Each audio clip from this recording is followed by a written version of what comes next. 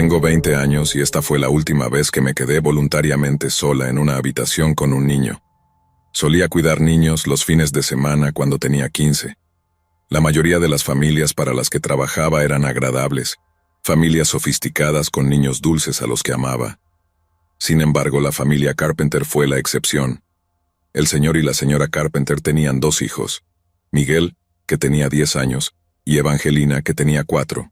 Miguel era callado, aunque malcriado y francamente demente. Evangelina era ruidosa, alegre y completamente opuesta a su hermano. Era tan inocente que realmente la adoraba. Sin embargo, despreciaba a Miguel. Era un verdadero terror. Solía cuidar a los 2 niños los viernes por la noche durante 3 horas mientras sus padres salían a cenar, lo que significaba 3 horribles horas de tortura psicológica, emocional y física por parte de Miguel, el psicópata. Hubo muchas ocasiones en las que sorprendí a Miguel mirándome mientras estaba sentada en la mesa del comedor haciendo mis deberes. Le decía que dejara de hacerlo, pero no se detenía hasta que me movía fuera de su vista. Miguel era realmente cruel con su hermana. La empujaba por las escaleras, arrancaba las cabezas de sus muñecas Barbie y cortaba su ropa. También golpeaba a los gatos con un calcetín lleno de monedas. De hecho, uno de los gatos terminó muriendo por heridas internas. Miguel gruñía al perro del vecino en un buen día y en los peores, pegaba animales de peluche en las ventanas con tijeras clavadas en sus cabezas. Era, como mínimo, un niño horrible. Pero la parte más aterradora de cuidar a ese mocoso fue la noche en que vino por mí. Vale la pena recordar que esa noche ni siquiera se suponía que estuviera ahí. Pero el señor y la señora Carpenter llamaron a mi mamá y le pidieron si podía cuidarlos, ya que su otra niñera les había fallado. Mi mamá accedió sin siquiera preguntarme. Se suponía que cuidaría a los niños desde las 5 de la tarde hasta las 10 de la noche. Estaba lloviendo a cántaros, así que la televisión no tenía señal, y mi teléfono no tenía recepción. Además, Evangelina estaba con su abuela, lo que significaba que estaría sola con un niño psicópata durante 5 horas. Para mi alivio, las primeras horas pasaron bastante rápido y sin incidentes. Miguel cenó, lo bañé y lo acosté a eso de las 8. Se quedó dormido instantáneamente, en cuanto su cabeza tocó la almohada. Suspiré de alivio y me tumbé en el sofá con los auriculares puestos, sin saber que eso sería un error. La música estaba lo suficientemente alta como para ahogar cualquier otro sonido.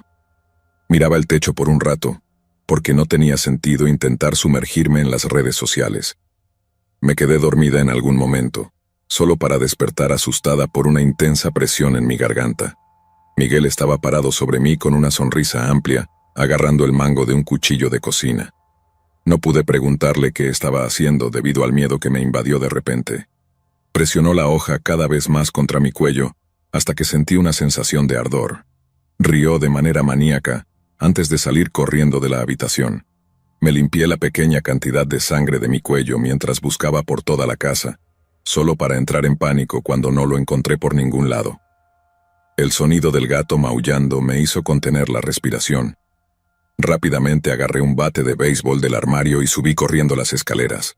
Con la mano temblorosa agarré el pomo de la puerta de la habitación de Miguel. Abrí la puerta, lo que aún lamento hasta el día de hoy. Mis gritos de terror fueron ahogados por sus risas. Miguel estaba sentado en la puerta abierta de su armario, con el cadáver del gato en su regazo. Ojalá pudiera decir que el horror terminó allí, pero no fue así. No, ese niño retorcido me persiguió, intentando cortarme la espalda con cada paso que daba. El psicópata logró acercarse lo suficiente como para clavar el cuchillo en mi hombro.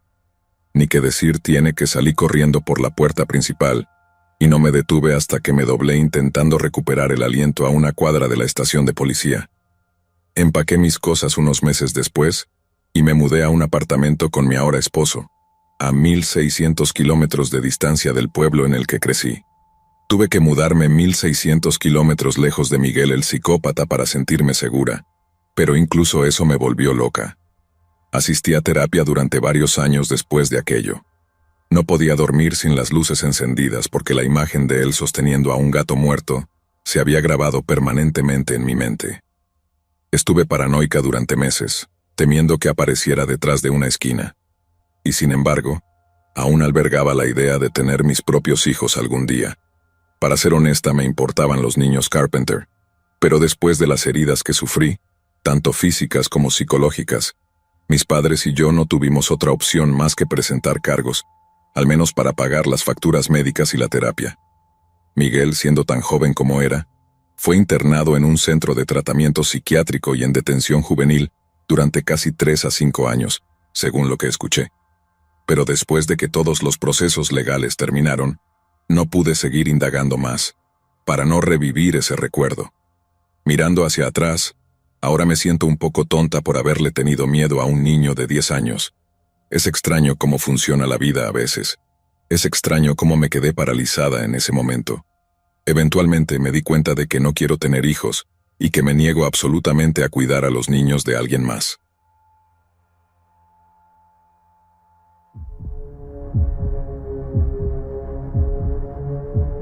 Cuidar niños no era el trabajo que había imaginado tener mientras estaba en mi último año de secundaria. Me pagaban una tarifa decente por hora para cuidar niños que solo necesitaban un adulto presente mientras sus padres salían. Sé exactamente lo que estás pensando.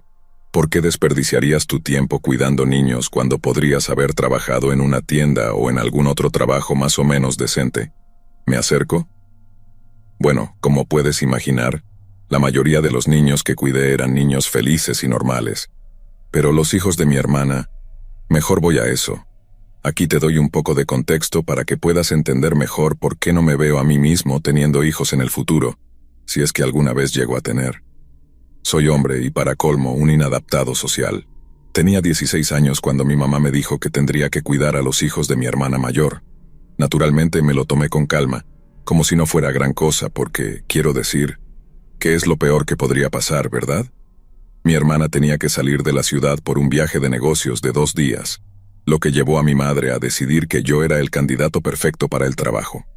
Aprendí muy rápidamente que los niños tienen hambre literalmente cada 5 minutos, no respetan a la niñera, y están totalmente fuera de control cuando no están sus padres alrededor.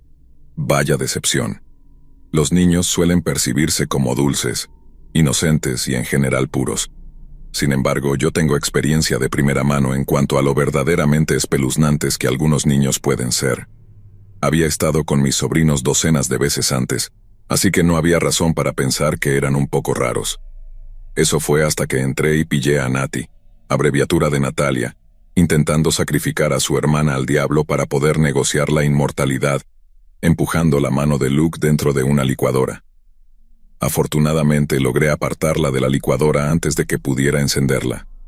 Había estado cuidándolos por menos de 20 minutos cuando ocurrió ese incidente. Avancemos a esa primera tarde. Los niños estaban jugando en la sala de juguetes, así que decidí ver televisión antes de hacer mis tareas. Estaba en medio de una película divertida cuando me corté el costado del cuello con unas tijeras. Dibujo un pentagrama en el suelo con ketchup. Empezó a cantar algo en un idioma que no reconocí, probablemente lo inventaron, y encerró a Jay en el sótano. Thomas era el buen chico que me explicó que Marco estaba intentando invocar a un demonio, alguien cercano al diablo, para poder intercambiar el alma de Jay por la inmortalidad. Marco me siseó furioso cuando el plan no funcionó. Te juro que esas malditas creepypastas que ven no les ayudan en nada. Fue entonces cuando me di cuenta de que tenían una obsesión enfermiza con los vampiros.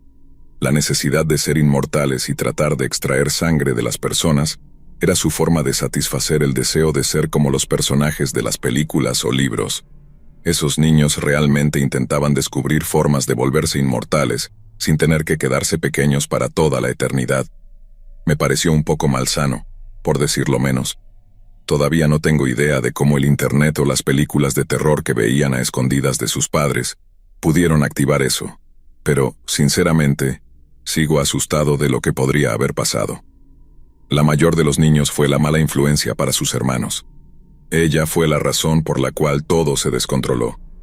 La segunda noche, estaba estudiando para un examen de cálculo que tenía al día siguiente. Los niños se suponía que estaban jugando en el jardín, lo cual fue un error. Lo único que recuerdo sobre el estudio es que estaba agotado de haber estado persiguiendo a esos mocosos la noche anterior, porque terminé quedándome dormido en la mesa de la cocina. Me desperté en algún momento de la tarde con las manos y los pies atados a una tubería de metal en el sótano, mientras mis sobrinas y sobrinos trastornados Se cernían sobre mí con una mirada extraña en los ojos. Luché durante al menos 10 minutos para liberarme de esa estúpida cuerda, mientras ellos cantaban en otro idioma extraño. Asumí que realmente estaban intentando sacrificarme. Sin embargo, me sentí aliviado cuando vi a uno de los gatos derribar una vela del alféizar de la ventana. La alfombra y las largas cortinas de seda se incendiaron de inmediato, lo que obligó a los niños a desatarme. Salimos corriendo de la casa y nos pusimos a salvo, justo a tiempo para ver cómo la casa literalmente se quemaba hasta los cimientos. Me quedé inmóvil durante lo que parecieron horas antes de que finalmente los vecinos llamaran a la policía. Llamé a mi mamá para que recogiera a los niños antes de ser interrogado por la policía durante más de 3 horas.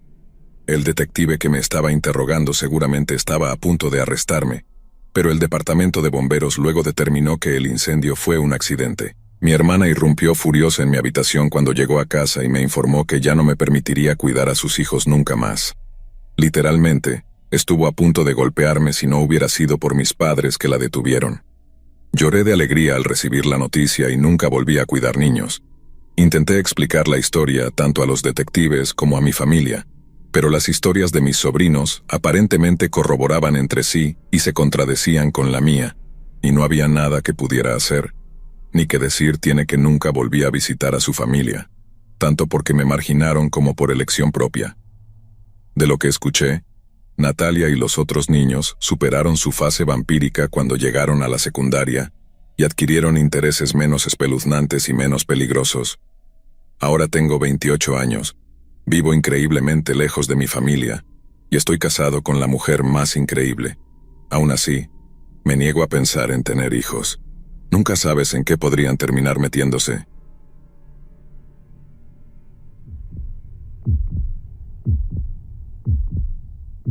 He tenido muchas experiencias aterradoras, pero creo que esta es la más aterradora de todas. Era octubre de 2015. Mi hermana estaba dando a luz, y yo estaba cuidando a su hijo, que tenía 9 años en ese momento. La segunda noche que estuve allí, sucedió esto. Había acostado a mi sobrino en su habitación y luego puse al perro en su jaula, en la habitación de mi hermana, la cual tengo que pasar para llegar a la habitación de mi sobrino. Después, bajé las escaleras y me puse a ver videos en YouTube en mi computadora.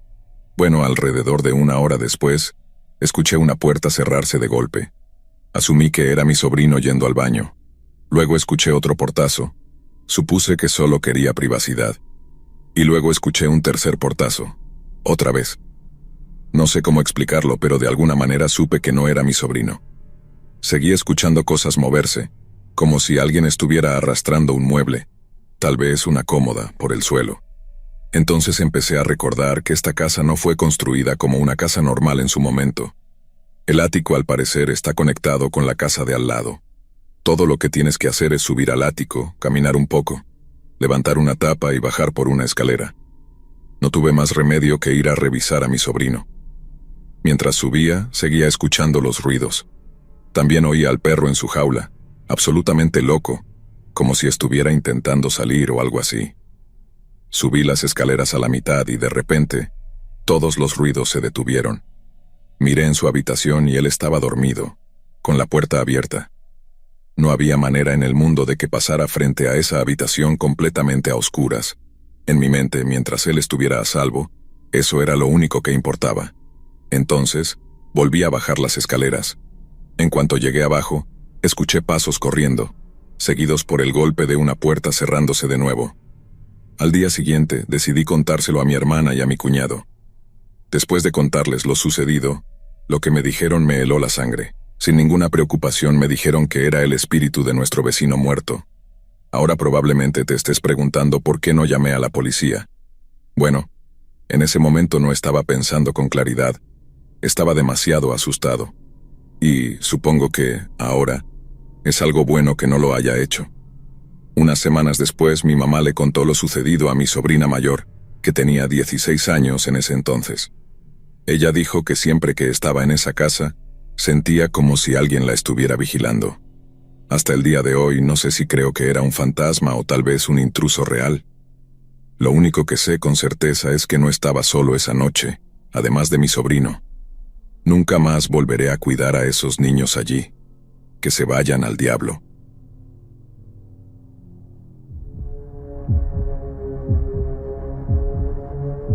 Creo que solo tenía 13 años cuando esto sucedió. Me iban a pagar extra, ya que iba a cuidar a tantos niños. No recuerdo cuántos exactamente, pero eran muchos.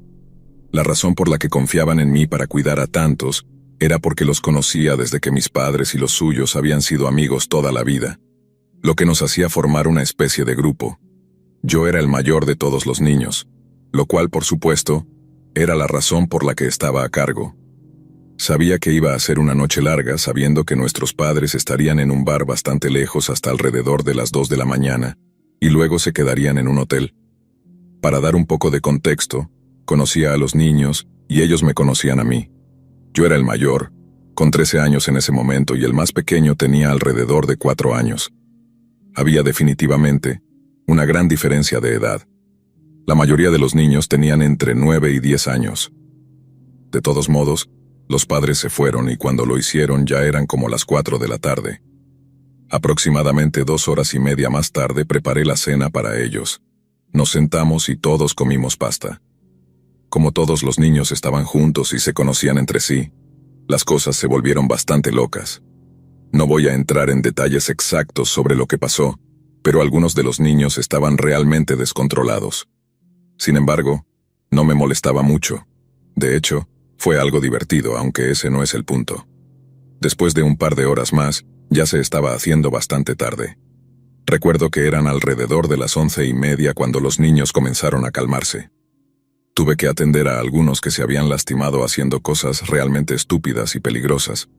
No llegué a tiempo para detenerlos, ya que también tenía que lidiar con otros problemas, pero me considero una persona muy amable y cariñosa, porque siempre hice lo que debía para calmarlos. Como dije, eran alrededor de las 11:30 cuando empezaron a tranquilizarse, y no mucho después comenzaron a quedarse dormidos. Los llevé y cargué escaleras arriba y puse a la mitad de ellos en una de las 2 habitaciones para niños. Para mantener los nombres reales fuera de esto, básicamente estábamos en la casa que pertenecía a la familia Abraham. Victoria y Abel eran los hijos de la familia, por lo que estábamos en su casa. Puse a la mitad de los niños en la habitación de Abel y a la otra mitad en la de Victoria. Se quedaron dormidos muy rápidamente. Después bajé nuevamente para relajarme y escuchar un poco de música.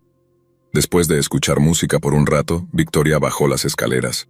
Y aquí es donde las cosas empezaron a torcerse. Tuve que mirarla porque estaba escuchando tan alto que ni siquiera la escuché llamarme por mi nombre. Luego dijo en un tono realmente asustado: «Algo sigue golpeando la ventana de mi habitación. Estoy muy asustada». Me puse un poco nervioso al escuchar esto, ya que era algo muy extraño para que ocurriera a esta hora de la noche. Le di un abrazo y le aseguré que todo estaría bien, y que iría a revisar. Las habitaciones estaban en el 3er piso, por lo que esto era especialmente raro, ya que las ventanas de la habitación estaban muy altas. Fui a la habitación de Victoria y vi que los niños estaban durmiendo. Supongo que nadie más había escuchado el golpe en la ventana. Empecé a pensar que Victoria simplemente lo estaba inventando o algo así. Volví a bajar y me dirigí al sofá, donde Victoria estaba. Me sorprendió un poco ver que David no estaba allí. Fue entonces cuando escuché algo desde el piso de abajo. Sonaba como un grito ahogado de una niña pidiendo ayuda. Corrí rápidamente hacia allá para ver a Victoria en el garaje, siendo arrastrada hacia afuera por una figura oscura. Alguien se había olvidado de cerrar la puerta del garaje, por lo que estaba completamente abierta. Estaba tan asustado que entré en modo de pánico total. Corrí de vuelta a la casa para buscar un arma o algo que pudiera usar en defensa rápida. Encontré una especie de lanza que se usa para el fuego, para mover la leña en otras áreas. La tomé y salí corriendo a buscar a Victoria. Pronto vi a Victoria y a esta figura oscura que la estaba llevando hacia el bosque. Entonces golpeé a la figura oscura en la parte posterior de la rodilla, prácticamente apuñalando a la figura, ya que tenía un borde afilado de un lado. La figura cayó hacia atrás y soltó un grito de dolor, momento en el cual agarré a Victoria y la llevé prácticamente cargada de vuelta a la casa. De manera bastante estúpida, dejé la arma afuera, ya que estaba en pánico. Creo que simplemente no tuve tiempo para pensar en eso, ya que Victoria era mi principal prioridad. Volví a entrar, cerré la puerta del garaje y esperaba que eso fuera todo. Decidí no llamar a la policía porque me pongo muy nervioso con ellos, así que solo quería evitar esa situación. Corrí escaleras arriba, pero traté de no hacer mucho ruido para ver si alguno de los niños se había despertado por el alboroto de afuera. Solo había 2 niños despiertos y me preguntaron qué estaba pasando. Les dije que volvieran a dormir, que había sucedido una situación.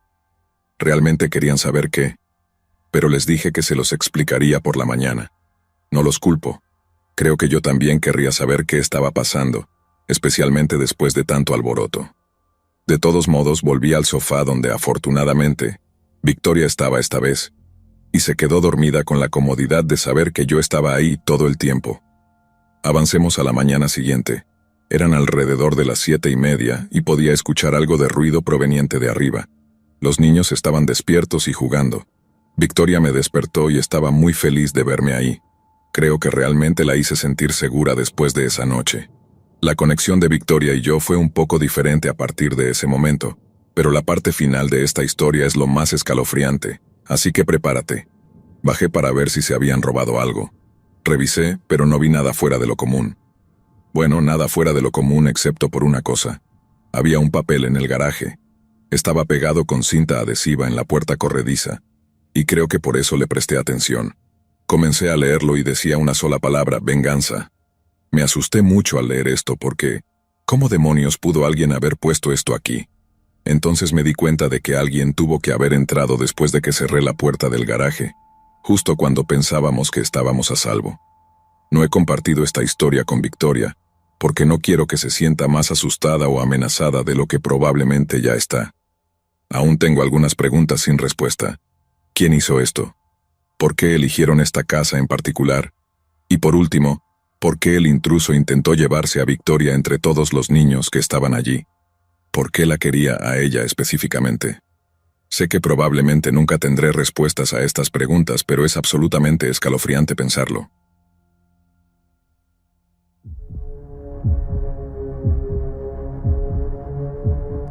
Soy una chica de 15 años y todo esto comenzó hace un par de meses, cuando conseguí mi primer trabajo como niñera. Trabajo cuidando niños los domingos, lunes y martes, tenlo en cuenta. Las personas para las que trabajo no viven muy lejos de mi casa. Su casa está a solo una cuadra de la mía, así que, como probablemente ya habrás adivinado, camino hasta el trabajo. Siempre he sido una persona muy cautelosa, y también bastante paranoica, así que ten eso en cuenta también. La primera vez que sucedió fue después de un mes de estar en mi trabajo. Un día, terminé de cuidar a los niños y decidí caminar a la casa de mi amiga, que está a un par de cuadras de la casa de las personas para las que trabajo. Mientras caminaba hacia allá, escuché a alguien detrás de mí. Debo mencionar que estaba enviando mensajes por Snapchat a mi amiga para que supiera qué tan lejos de su casa estaba. De todas formas, escuché a alguien detrás de mí, así que me di la vuelta y vi a un tipo en una bicicleta justo detrás de mí. No le di mucha importancia, pero lo mantuve en mente. No le presté mucha atención y seguí enviando mensajes por Snapchat, solo en caso de que intentara algo. Luego giré a la izquierda y él hizo lo mismo. En ese punto, ya estaba muy consciente de lo que este tipo estaba haciendo. Estoy casi segura de que me estaba siguiendo. El tipo se veía altísimo, y yo solo mido 1,65 m. Así que nuevamente giro y él también lo hace. Para este punto, ya estaba bastante asustada y muy consciente de que me estaba siguiendo. Cada vez que bajaba el ritmo, él también lo hacía. Si aceleraba, él también lo hacía. La casa de mi amiga estaba a la vista y comencé a caminar rápido hasta llegar a su puerta. Empecé a golpearla y entonces escuché a alguien decir: «Oye, será mejor que tengas cuidado, te voy a atrapar». Me di la vuelta y el tipo estaba justo detrás de mí, frente a la casa de mi amiga. Para ese momento estaba muy asustada, pero seguí tocando la puerta. Antes de que ella abriera, el tipo sacó algo. Al principio, no sabía lo que era hasta que miré más de cerca. Y sí, lo adivinaste. El tipo literalmente sacó su pene. Justo cuando lo hizo, saqué mi teléfono y lo grabé en el acto. Mi amiga abrió la puerta, me dejó entrar y me preguntó por qué estaba temblando. Le mostré el video y trató de calmarme. Una semana después, mientras caminaba hacia mi trabajo, lo vi de nuevo. Mi corazón se cayó al suelo de inmediato, y solo aceleré el paso hacia la casa de la señora para la que trabajo. Esta vez él no dijo nada, solo me observaba. Esto sucedía cada vez que caminaba al trabajo, pero no intentaba nada porque era de día, y la mayoría de las veces había alguien alrededor. Todo eso cambió cuando me pidieron que cuidara a su hija a las 10 de la noche. No iba a caminar sola al trabajo a esa hora, así que le pedí a la señora que viniera a recogerme. Lo hizo, y claro, no pasó nada. Empezamos a hacer eso hasta que me sentí lo suficientemente tranquila para caminar sola de nuevo al trabajo. La semana siguiente me pidió de nuevo que cuidara a su hija por la noche, así que decidí llevar conmigo un cuchillo, por si acaso. Le dije adiós a mi mamá y salí a la calle, que estaba muy oscura. Las luces en esa zona no eran muy buenas, lo que era la razón por la que me daba tanto miedo caminar por ahí. De todas maneras, iba caminando al trabajo cuando escuché un crujido detrás de mí. Mi cuerpo inmediatamente se tensó. Sabía que había alguien allí, pero temía mucho pensar que fuera él. Decidí no voltear sino acelerar el paso. Durante unos minutos no escuché nada, pero luego me giré y ahí estaba él. No dije ni una sola palabra y corrí directamente hacia la casa. Les conté lo que había pasado, y la señora me dijo que no me preocupara, que él no haría nada, y luego se fue, dejándome sola para cuidar a la niña. Al día siguiente caminé al trabajo y esta vez no pasó nada. Revisé todos mis alrededores como una loca, pero no había nadie. Luego toqué la puerta y por el rabillo del ojo vi movimiento. Miré y el tipo estaba asomándose desde detrás de unos botes de basura. Apenas lo vi, mi corazón empezó a latir como loco. Toqué más fuerte la puerta y lo vi de nuevo por el rabillo del ojo, solo mirándome. Probablemente ni siquiera sabía que lo había visto, pero yo sí lo vi. Al día siguiente, la caminata hacia el trabajo no fue gran cosa. No lo vi. Pero la caminata de regreso, esa es otra historia. Estaba caminando de regreso, creo que eran como las 12 de la madrugada. Le mandé un mensaje a mi mamá para decirle que ya iba camino a casa, y me pidió que pasara por la tienda. La tienda estaba justo enfrente de su casa, así que no era gran cosa. Este tipo raro me siguió todo el camino, haciendo ruidos de niños y diciendo cosas realmente extrañas como «te amo» una y otra vez. Solo caminé hacia la tienda y este tipo literalmente se paró justo frente a la entrada. Ya estaba muy enojada en este punto, así que le conté al cajero lo que estaba pasando. El cajero miró al tipo por un minuto y luego le dijo que se fuera. El tipo dijo que quería comprar algo, pero el cajero simplemente le dijo que se fuera. Bueno, no se fue y siguió allí parado. Entonces le dije, ¿por qué me sigues? Y él respondió, no te estoy siguiendo. Y yo le dije, sí, claro, no me estás siguiendo. Me puse en la fila, compré mis cosas y luego salí de la tienda.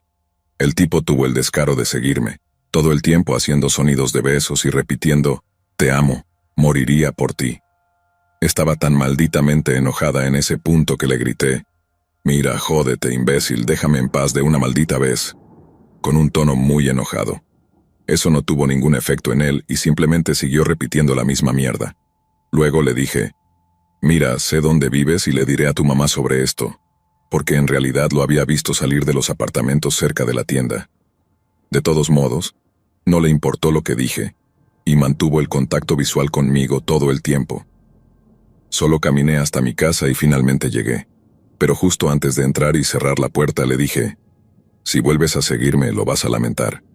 Él respondió riéndose y diciendo, ¿así? ¿Qué demonios vas a hacer? Y luego me lanzó un beso. Finalmente entré a casa sintiéndome entumecida. Solo me desplomé y comencé a llorar. Mi hermana me preguntó qué había pasado, y le conté todo. Ella es extremadamente sobreprotectora conmigo y se enojó mucho después de que le conté. Me dijo que me acompañaría a caminar al trabajo, y que si veíamos al tipo, lo iba a matar. Obviamente sé que eso no es cierto, pero realmente me hizo sentir mejor. Todo esto sucedió la semana pasada, y hoy, en un par de horas, tengo que volver a cuidar a los niños. Sé que no parece mucho, pero aún estoy muy asustada de lo que me podría pasar en el futuro. Realmente no sé qué hacer en este punto. Si alguno de ustedes que está escuchando tiene algún consejo, por favor díganme qué hacer. Aprecio que se tomen el tiempo para escucharme. Y si pasa algo más, definitivamente les daré una actualización. Cuídense por ahí.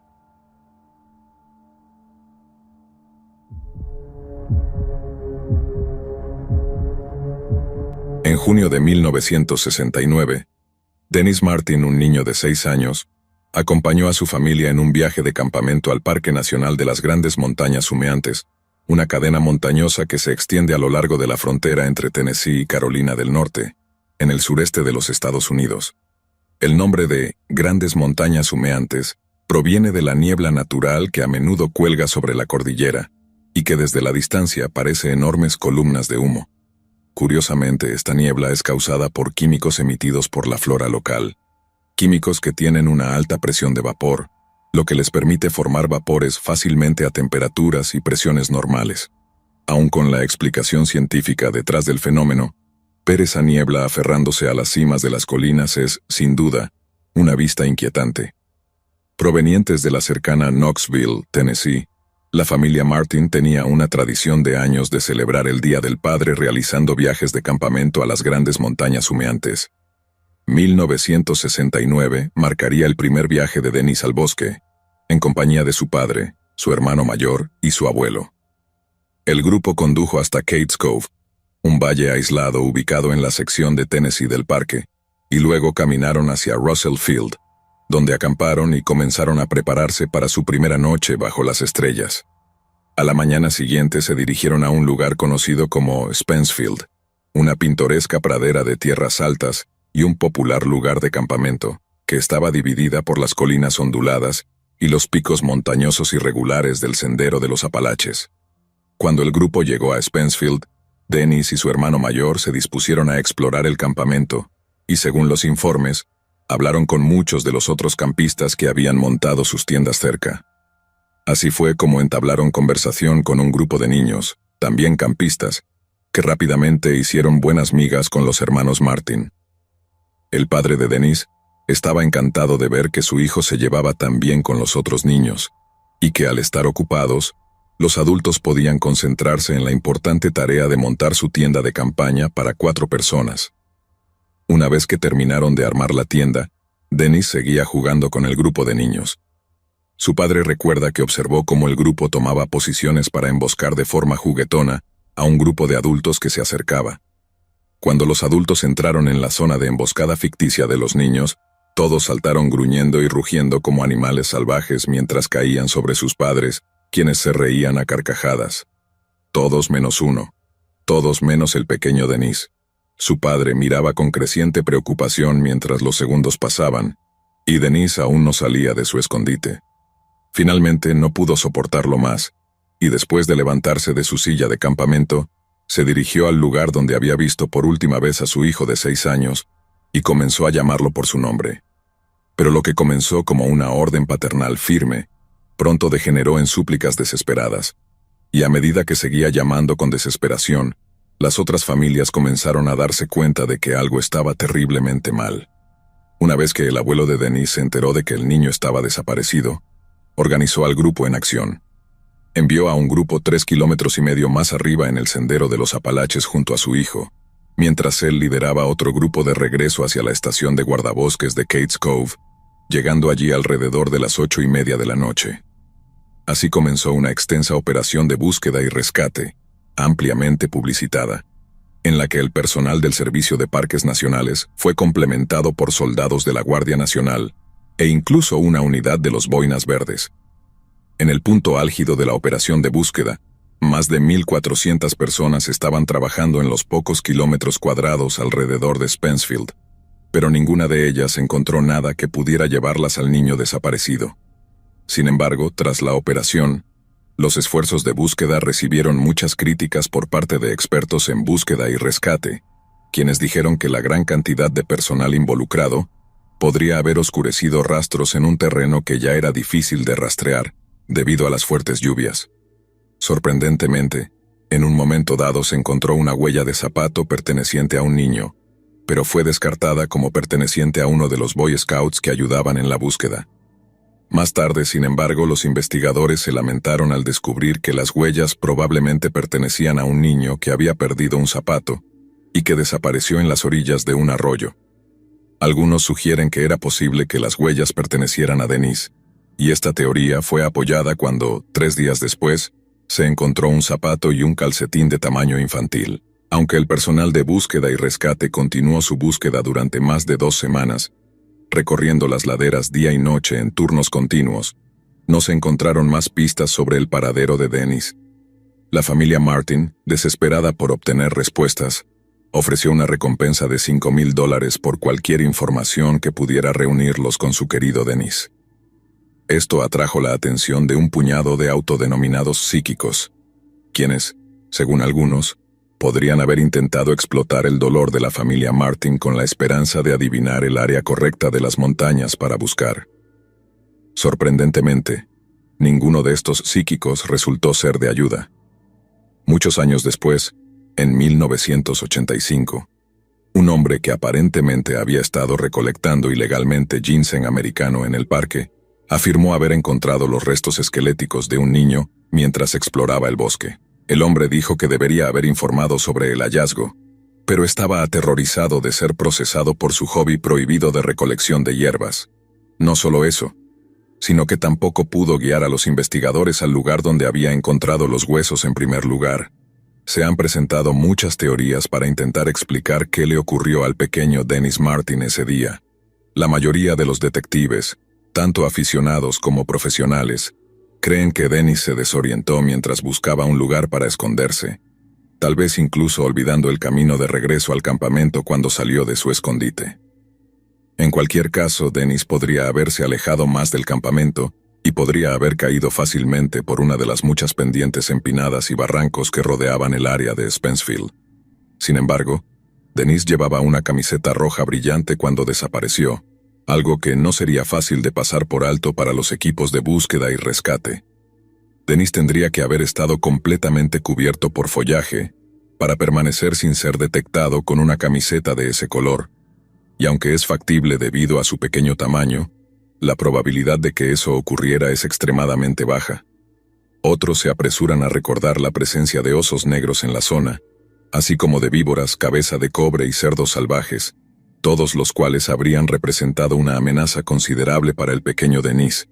Los guardabosques le dijeron a la policía que investigaba el caso que se había atrapado a un oso con bajo peso en una trampa para jabalíes en el área de Spencefield solo 2 semanas antes. Aunque el oso fue liberado sin problemas, el incidente sugería que el animal podría haber estado luchando para encontrar suficiente comida, lo que lo habría llevado a recurrir a una fuente de alimento menos familiar. Sin embargo, por trágicas y brutales que sean las teorías mencionadas, el padre de Dennis cree que algo mucho más siniestro ocurrió. Basado en el testimonio de un testigo llamado Harold Key, quien dice haber escuchado un fuerte grito la misma tarde en que Dennis desapareció, el padre de Dennis cree firmemente que su hijo fue secuestrado por un depredador oportunista. Poco después de escuchar el grito, Harold Key afirmó haber visto a un hombre desaliñado, con barba y cabello enmarañado, huyendo por el bosque, aparentemente tratando de no ser visto por los campistas cercanos. La familia de Harold explicó que vieron un destello de rojo en los hombros de la figura, lo que algunos creen que podría haber sido el propio Dennis, cargado sobre el hombro de esta misteriosa figura mientras lo llevaba lejos. Harold luego especuló que el hombre podría haber sido un fabricante de licor ilegal, lo que explicaría su renuencia a ser visto. A pesar de este informe, los investigadores del FBI finalmente lo descartaron, diciendo que, aunque Harold tenía buenas intenciones, su testimonio era francamente poco confiable, ya que los tiempos no coincidían. Pero un guardabosques retirado lamentó el hecho de que no se investigaran adecuadamente ni las huellas ni el avistamiento del hombre desaliñado, argumentando que, dado que el lugar del avistamiento estaba cuesta abajo desde donde Dennis desapareció, era posible cubrir esa distancia en el tiempo estimado, incluso llevando a un niño. Sin embargo, la persona en cuestión habría necesitado una impresionante fuerza, sigilo y resistencia. Así que, si este es el caso, ¿quién es este misterioso hombre peludo? Este vagabundo barbudo que aparentemente es capaz de tal hazaña física impresionante, aunque en el contexto del despreciable secuestro de un niño. Dada la falta de investigación sobre su avistamiento o las huellas, parece que nunca lo sabremos. Pero incluso si lográramos desentrañar el misterio de un hombre viviendo en las montañas Apalaches con inclinaciones a secuestrar niños, no creo que las respuestas nos brinden consuelo alguno. Tal vez el cierre del caso valdría la pena, especialmente para la familia, pero las pesadillas pueden tener un precio muy alto, Y pensar en lo que le ocurrió al pequeño Dennis Martin puede darle noches de insomnio incluso al lector de crímenes más experimentado.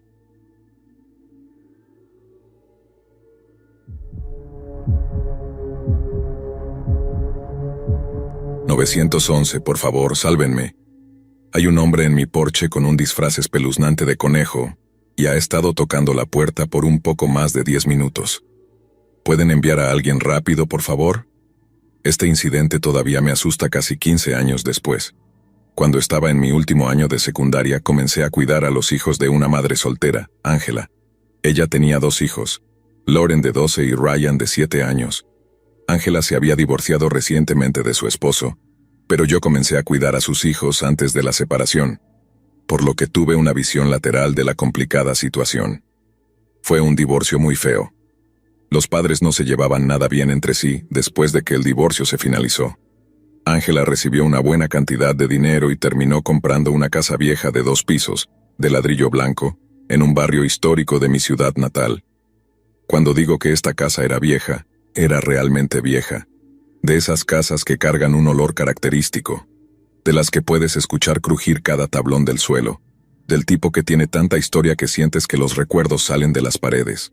El tipo de casa que durante el día es agradable, incluso mágica, pero que de noche parece ajena y aterradora, como si solo fueras un huésped de paso en una estructura que permanecerá mucho después de que te hayas ido. Dicho todo esto, la casa era vieja, y de noche mostraba su antigüedad. Todo crujía. Para empeorar las cosas, la casa era lo opuesto a un concepto abierto. Cada habitación estaba dividida por paredes y puertas.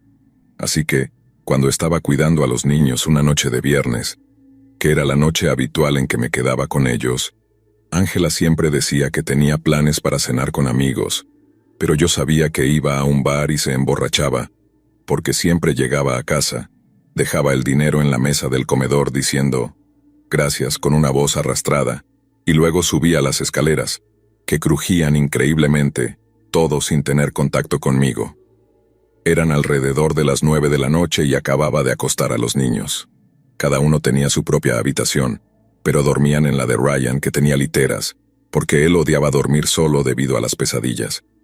Normalmente, Lauren se quedaba despierta jugando en su tableta un rato antes de dormirse, pero Ryan solía quedarse dormido bastante rápido una vez que lograba que dejara de pedir agua o ir al baño, o contarle otra historia. Me tomaba entre 20 y 30 minutos acostarlo. En fin, eran alrededor de las 9 de la noche y estaba sola abajo en la sala de estar. La sala principal no tenía televisión y era más un salón de visitas. La sala, por supuesto, estaba cerrada y tenía su propia puerta, la única forma de entrar o salir de esa habitación, la cual dejé abierta para poder escuchar si los niños me necesitaban o si se levantaban de la cama. Mientras estaba sentada en el sofá pasando los canales, tratando de encontrar algo para ver en la televisión para mantenerme ocupada durante las próximas horas, escuché un golpe muy suave en la puerta principal. Podía ver la puerta principal desde donde estaba sentada, porque estaba justo enfrente, y el sofá estaba lo suficientemente lejos como para que solo tuviera que inclinar la cabeza hacia atrás. Debo mencionar que las únicas luces encendidas en la casa eran la de la escalera de arriba, las luces de la sala y una pequeña lámpara en la cocina. La única luz que me permitía ver la puerta principal era la que se proyectaba desde la escalera. La puerta principal tenía 2 ventanas estrechas a cada lado, pero tenían cortinas que estaban cerradas. Así que, aparte de la puerta sólida y las ventanas con las cortinas cerradas, no podía ver fuera en el porche. Quizás era porque la casa era tan vieja y estaba acostumbrada a escucharla crujir todo el tiempo, o porque soy una maniática de las cerraduras y mantengo todas las entradas, incluidas las ventanas, de cualquier lugar donde esté, bien cerradas, mi propia casa incluida. Había visto demasiadas películas de terror como para olvidar cerrar una puerta, así que no fui a mirar por una de las ventanas y simplemente decidí ignorarlo, aunque definitivamente me aceleró la adrenalina. Así que seguí cambiando de canal, pero en ese punto ya no estaba prestando atención a la televisión. Quizás pasó un minuto y escuché el golpe de nuevo, pero esta vez fue un poco más fuerte. Lo suficientemente fuerte como para que no pudiera ignorarlo como un simple crujido de la casa, pero lo suficientemente suave como para no despertar a los niños. Ya no tenía opción. Tuve que levantarme del sofá y echar un vistazo por una de las ventanas. Tratando de ser sigilosa, me agaché y miré por la ventana desde muy abajo, de modo que si alguien estaba observando las cortinas, con suerte no me verían. Eché un vistazo rápido, pero cuando abrí la cortina no había nadie.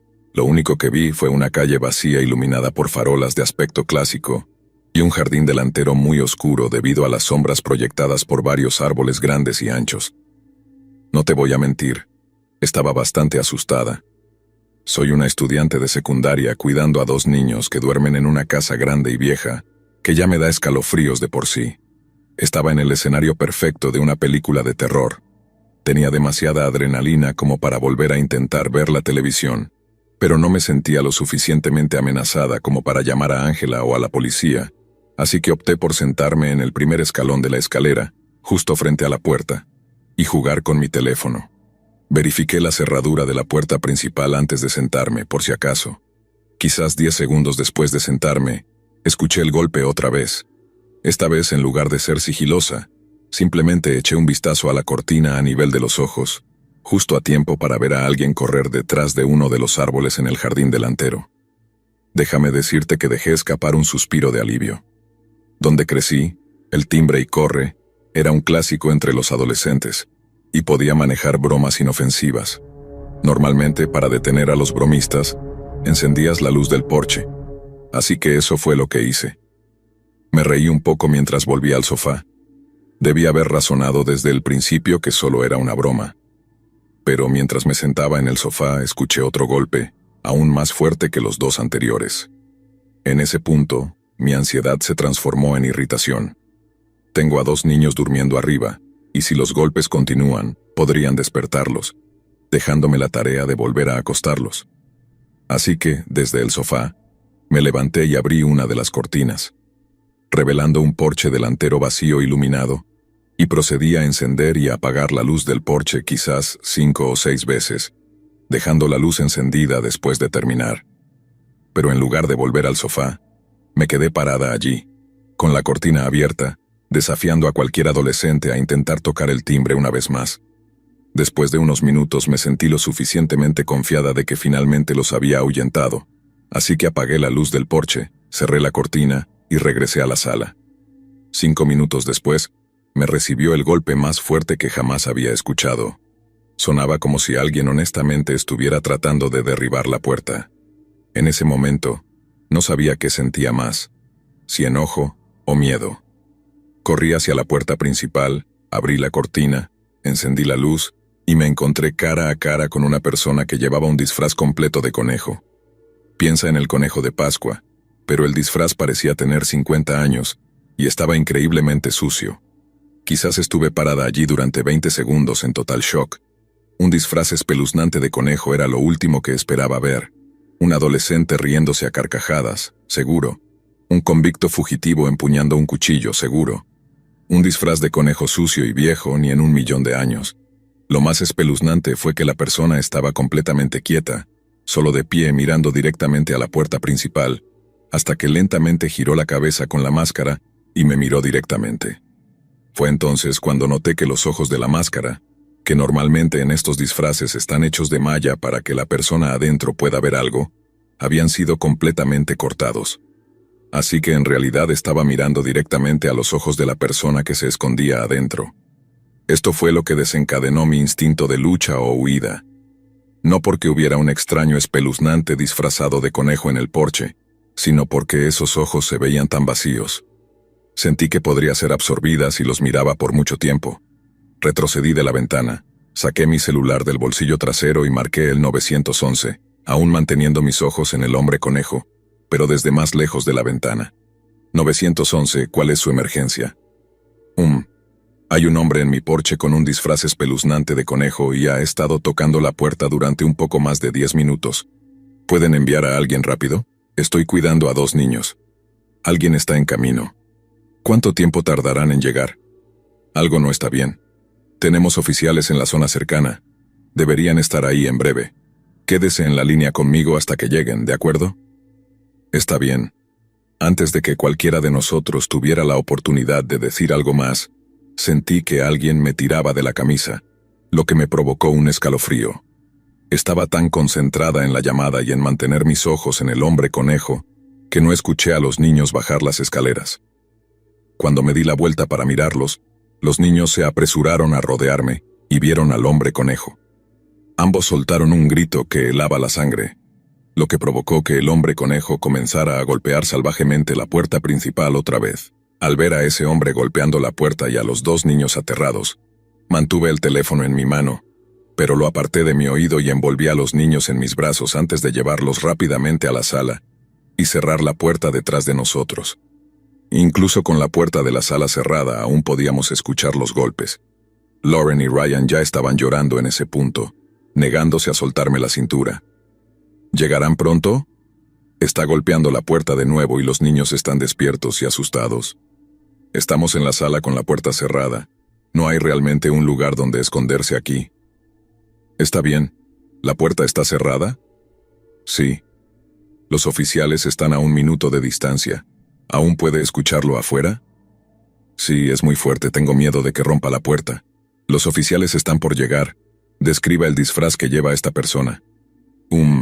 Lleva un disfraz de conejo blanco que parece muy viejo y está muy sucio, y los ojos están cortados. Pero antes de que pudiera responder, los golpes en la puerta principal se detuvieron. ¿Los golpes se detuvieron? Sí, está tranquilo. Está bien. Los oficiales están en su vecindario. No se mueva de donde está. Como si fuéramos a movernos de este lugar.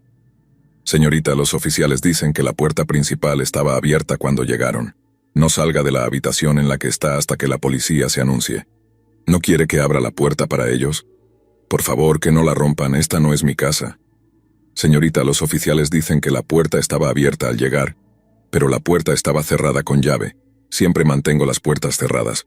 De alguna manera, cuando la policía llegó, la puerta principal estaba abierta, aunque sabía que estaba cerrada con llave y lo había verificado después de la segunda vez que el hombre conejo tocó la puerta. Y el hombre conejo no estaba en ningún lado. La policía registró la casa y todo estaba despejado. No había nadie adentro aparte de los 3. Tampoco lo encontraron afuera de la casa. Dijeron que harían un patrullaje por el vecindario, pero no estoy segura de si encontraron algo. De todas maneras, dejaron a un oficial esperando afuera hasta que Ángela llegó a casa. La llamé tan pronto como la policía nos sacó de la sala y pude colgar con el 911. Creo que vieron lo asustada que estaba.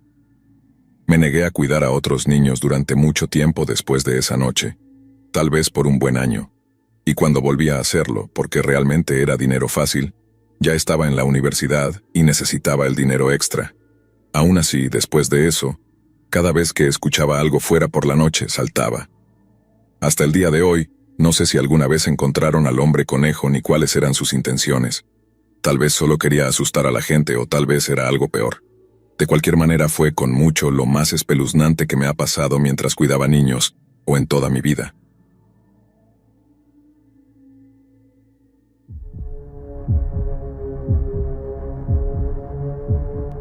Tenía 17 años cuando decidí aceptar el que pensé sería un trabajo sencillo de fin de semana. No tenía ni idea de que esa sería la última vez que aceptaría un trabajo como niñera. En ese entonces estaba buscando algo de dinero extra, y me parecía que cuidar a un par de niños durante un fin de semana mientras sus padres estaban fuera de la ciudad sería una buena oportunidad para ganar algo sin mucho esfuerzo. Pero lo que experimenté esa noche fue tan perturbador y aterrador que no solo dejó una marca en mi vida, sino que también me hizo entender lo frágil que puede ser la realidad en la que creemos vivir. Recuerdo bien la llamada de la madre, un par de días antes del trabajo. Sonaba muy amable al teléfono, casi desesperada por encontrar a alguien disponible en tan poco tiempo. Me explicó que ella y su esposo tenían que salir de la ciudad por un compromiso familiar, pero que sus 2 hijos, uno de 8 y otro de 6 años, se quedarían en casa. Lo único fuera de lo normal era que también tendría que cuidar al abuelo, el padre de la madre. Él es completamente independiente, me aseguró, casi como si anticipara mi incomodidad. Está un poco mayor y algo enfermo, pero no necesita ayuda especial. Solo estará ahí en la casa. Es más por tranquilidad, ya sabes, que haya alguien joven alrededor. En ese momento no le di demasiada importancia. Era una buena paga para un fin de semana largo. Pensé que sería sencillo. La casa estaba en un barrio acomodado en las afueras, en una zona tranquila y segura. Todo parecía ideal. Acepté el trabajo y me preparé para lo que pensé sería una rutina de juegos, películas y acostar a los niños temprano para disfrutar de una noche tranquila con la televisión y mi teléfono. El viernes por la tarde llegué a la casa, una mansión grande y de aspecto señorial, rodeada por árboles altos que, a pesar de estar bien cuidados, proyectaban largas sombras que ya empezaban a alargarse con la caída del sol. Los niños corrían por el jardín cuando llegué, riendo, mientras los padres terminaban de cargar su coche con las maletas. Me recibió la madre con una sonrisa nerviosa, me presentó a los niños que parecían dulces y enérgicos, y luego me llevó a conocer al abuelo. Era un hombre mayor, delgado, de pelo blanco y cara huesuda, sentado en una silla en la sala de estar, mirando a través de la ventana como si no estuviera realmente presente en la conversación. Murmuró algo inaudible cuando la madre me lo presentó, sin apartar la vista del exterior. Parecía frágil, casi como una figura de porcelana, a punto de romperse con el más mínimo movimiento.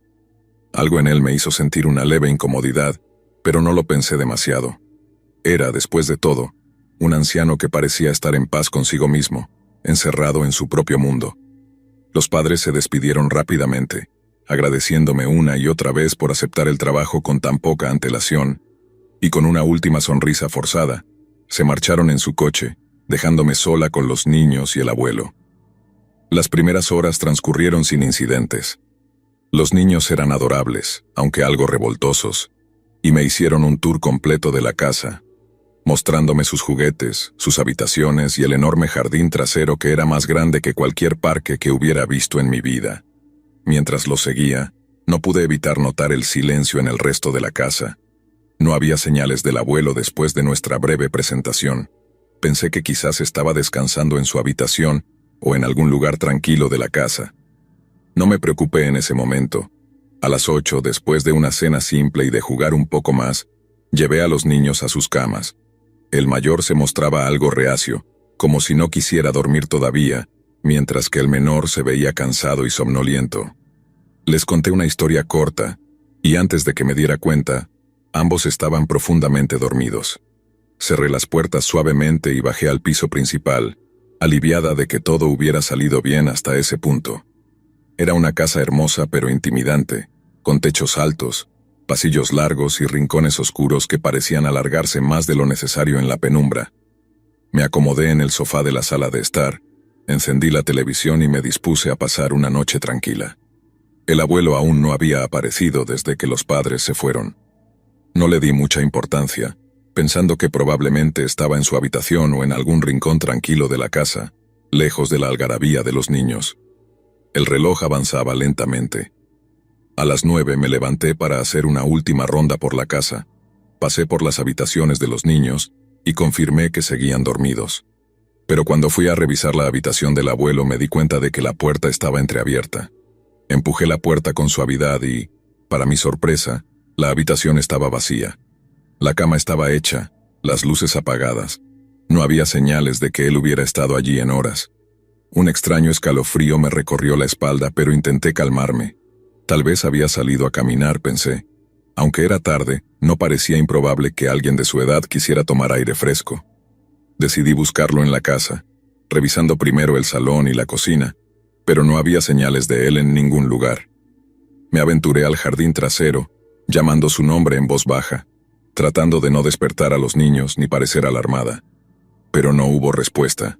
El aire de la noche era denso y pesado, y las sombras de los árboles en el jardín proyectaban formas inquietantes que parecían moverse al compás del viento. Empecé a sentirme cada vez más nerviosa. Regresé a la casa, mi mente comenzando a imaginar escenarios.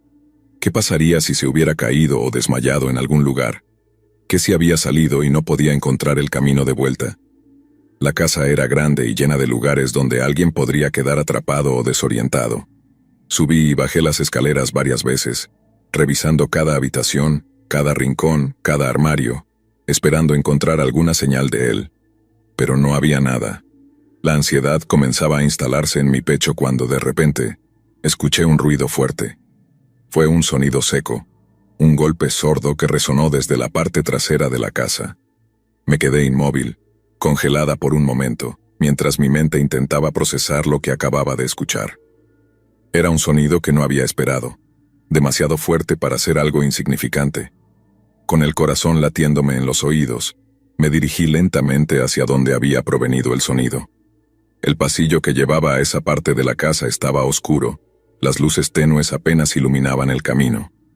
Mientras avanzaba, el eco del sonido aún retumbaba en mi cabeza, y una creciente sensación de terror comenzó a instalarse en mi estómago. Abrí la puerta del fondo de la casa, esa parte que había evitado antes porque parecía poco usada, casi olvidada.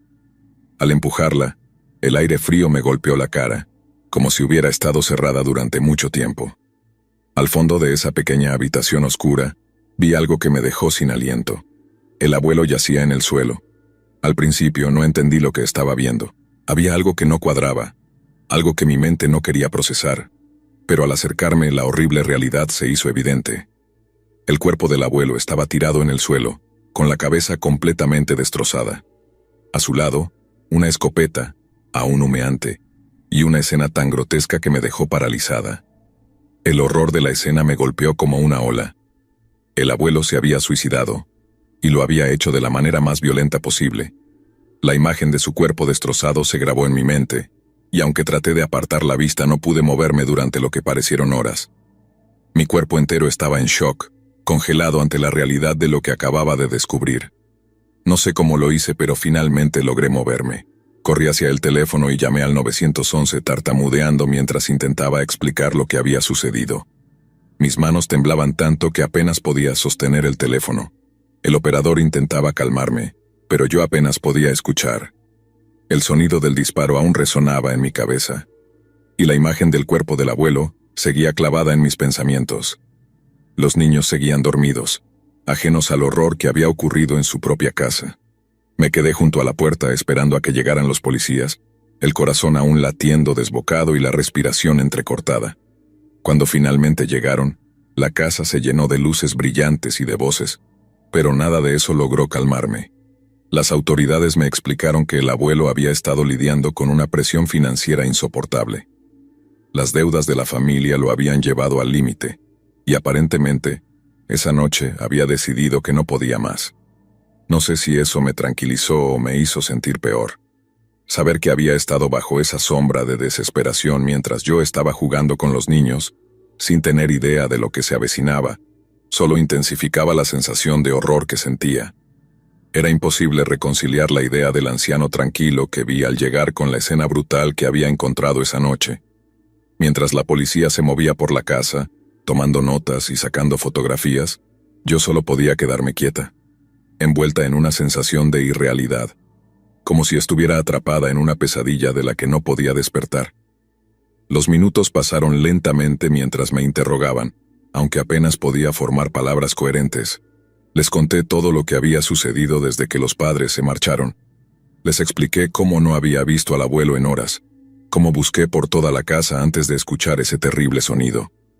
Cada vez que mencionaba el disparo, sentía que mi voz se quebraba, como si al decirlo en voz alta lo hiciera más real. Los niños, por suerte, no despertaron durante todo el proceso. Los oficiales decidieron no decirles nada en ese momento, y cuando los padres fueron contactados, aún no podían procesar lo que había sucedido. De hecho, ellos también estaban en shock. Me dijeron que nunca imaginaron que el abuelo podría hacer algo así. Sabían que estaba preocupado por los problemas financieros, pero jamás pensaron que podría llegar a ese punto. Me sentí impotente. A pesar de que era solo una niñera temporal, no pude evitar sentir una aplastante responsabilidad. ¿Debería haber notado algo? ¿Debería haber hecho algo diferente? Mi mente daba vueltas, buscando alguna señal que pudiera haber pasado por alto. Algo que indicara que el abuelo estaba tan desesperado como para quitarse la vida de esa manera. Pero no había nada. Solo ese silencio inquietante que ahora, en retrospectiva, parecía mucho más siniestro. Los oficiales me escoltaron fuera de la casa mientras el equipo forense continuaba su trabajo. Recuerdo salir al jardín delantero y notar lo diferente que se veía la casa bajo la luz de las sirenas. Lo que antes parecía una mansión tranquila y majestuosa, ahora se sentía como una trampa, un lugar cargado de oscuridad y muerte. Me di cuenta de que nunca volvería a ver esa casa de la misma manera. Esa noche no pude dormir. No importaba cuánto lo intentara, cada vez que cerraba los ojos veía la misma imagen. El cuerpo del abuelo, su cabeza estallada, el eco del disparo que parecía repetirse una y otra vez en mi mente. Mi familia intentó consolarme asegurándome que no era mi culpa, que yo no podía haber hecho nada. Pero las palabras no lograban penetrar el muro de culpa y horror que sentía. Pasaron los días, y aunque el tiempo debería haberme ayudado a sanar, cada vez que pensaba en la noche en esa casa, el miedo volvía a apoderarse de mí. Me enteré más tarde que la familia se vio obligada a vender la casa. Las deudas eran demasiado grandes, y sin el abuelo que aparentemente había estado manejando todo con sus negocios, se quedaron sin recursos. El padre de los niños me llamó una vez, meses después, para agradecerme por todo lo que hice esa noche. Me dijo que sabía que no era mi culpa, que estaba agradecido de que yo estuviera allí con los niños y que nada peor hubiera sucedido. Pero ese sentimiento de alivio no duró mucho. Cada vez que escucho un ruido fuerte, algo dentro de mí se dispara. Mi mente regresa a ese momento, a ese sonido seco que quebró la quietud de la casa. Ese mismo sonido que me llevó a descubrir una de las escenas más perturbadoras de mi vida. No importa cuántos años pasen, ese recuerdo siempre estará ahí, como una sombra que me sigue a donde vaya. No he vuelto a cuidar niños desde entonces. De hecho, no puedo ni siquiera estar sola en una casa grande sin sentir que algo está fuera de lugar. Todo en mí se tensa, y mi mente vuelve a esa noche. La imagen del abuelo, el vacío de su mirada cuando lo conocí por primera vez, las pequeñas señales que ahora parecen tener un significado completamente diferente. Supongo que lo que más me atormenta es la soledad en la que debió estar sumido. Mientras yo jugaba con los niños, mientras la casa parecía seguir su curso normal, él estaba ahí, en algún rincón oscuro de la casa, tomando la decisión de terminar con todo. Pienso en eso a menudo. ¿Qué estaba pensando? ¿Qué sentía en esos últimos momentos? ¿Hubo alguna señal que se me pasó? ¿Hubo algo que podría haber hecho para evitarlo? Nunca tendré las respuestas a esas preguntas, pero el no saberlo me ha dejado con una sensación de vacío que nunca se ha ido por completo. Las semanas después del incidente fueron un borrón. La escuela, los amigos, todo seguía adelante, pero yo me sentía atrapada, como si una parte de mí se hubiera quedado en esa casa, en ese momento. Mis padres me animaron a hablar con alguien, y eventualmente lo hice, pero las palabras nunca parecieron suficientes para expresar lo que realmente sentía. ¿Cómo puedes explicar ese tipo de miedo? Esa sensación de estar al borde de algo terrible sin darte cuenta. Con el tiempo, aprendí a vivir con ello. Pero esa noche sigue siendo un punto oscuro en mi memoria, algo que emerge en los momentos más inesperados. A veces, mientras conduzco de noche, veo luces de sirena en la distancia y me invade una sensación de terror irracional. Otras veces, cuando escucho a alguien hablar sobre una casa grande o un trabajo de niñera, siento un nudo en el estómago. Esa fue mi primera y última vez como niñera. Lo que debería haber sido un simple trabajo de fin de semana, se convirtió en la experiencia más aterradora y traumática de mi vida. A veces pienso en los niños, en cómo habrán procesado lo que sucedió, en si alguna vez lograron superar la muerte de su abuelo. Yo, siendo solo una observadora, quedé marcada para siempre. No puedo ni imaginar lo que debe haber sido para ellos.